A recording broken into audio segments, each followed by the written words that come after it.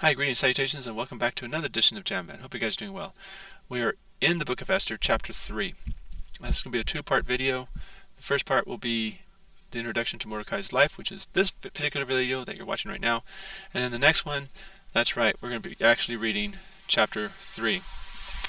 So without further ado, let's dive right in and discover what Mordecai's life looked like when he was around. This is what it says.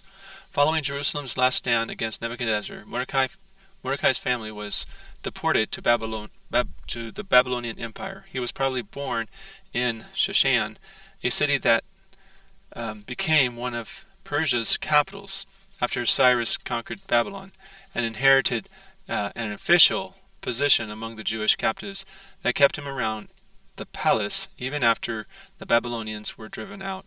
At one time, when he overheard plans to assassinate Ahasuerus, he reported the plot and saved the king's life. Mordecai's life was filled with challenges that he turned into opportunities. When his aunt and uncle died,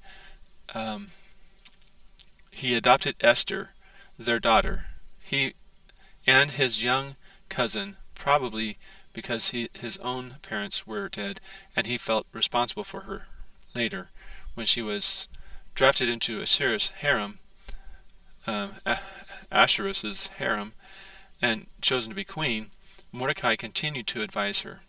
Shortly after this, he found himself in conflict with Ahasuerus' recently appointed second-in-command, Haman.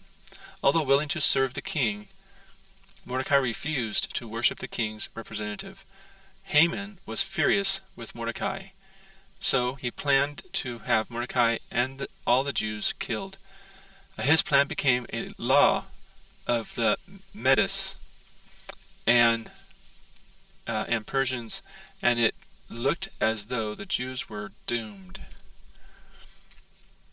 Mordecai, willing to be God's servant wherever he was, responded by contacting Esther and telling her that one reason God had allowed her to be queen might well be to save her people from this threat. But God had also placed him in the right place years earlier. God revealed to the king through his nighttime reading of historical documents that Mordecai had once saved his life, and the king realized he had never thanked Mordecai. Had never thanked Mordecai. The great honor then given to Mordecai ruined Haman's plan to hang him on the gallows. God had woven an effective counter strategy against which Haman's plan could not stand. Later, Mordecai instituted the Jewish feast of Purim. He had a lengthy career of service to the king on behalf of the Jews. In Mordecai's life, God blended both character and circumstances to accomplish great things. He has not changed the way he works. God is using the situations you face each day to weave a pattern of godliness into your character. Pause and ask God to help you respond appropriately to the situations you find yourself in today. Now, this is a list of strengths and accomplishments of Mordecai. The first one is that he exposed an assassination plot against the king, which we read earlier. He cared enough to adopt his cousin. We also read that. He refused to bow to anyone except God. We also read that. Took Haman's place as second in command under Ahasuerus. We also read that. So now let's look at lessons from his life. There's three of them. The first one is the opportunities we have are more important than the ones we wish we had.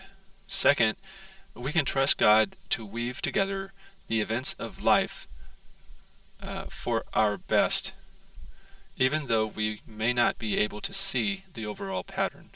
And then third, the rewards for doing right are sometimes delayed, but they are guaranteed by God himself. Now these are Mordecai's vital statistics. Where? Shushan, which is one of several capital cities in Persia. Mordecai's occupation: he was a Jewish official who became second in rank to Ahasuerus. Yeah, okay. I think that's how you say it. Like I said, names I'm terrible at. Relatives: adopted daughter, Esther; father, Jair. Contemporaries: Ahasuerus and Haman. And this is the key verse, which can be found in Esther chapter 10, verse 3, which says, "For Mordecai the Jew was great among the Jews, and well received by the multitude of his brethren, seeking the good of his people, and speaking peace to all his countrymen."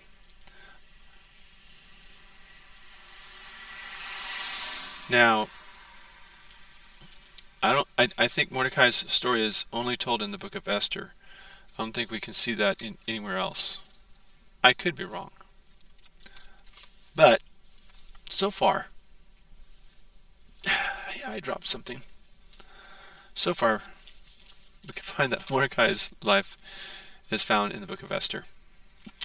And that, my dear friends, is the introduction to Mordecai's life. In the next video, part 2 of chapter 3, we are going to read chapter 3.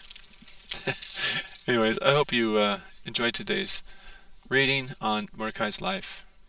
You guys take care. I'll see you again in the next video. Until then, take care. God bless you. Peace.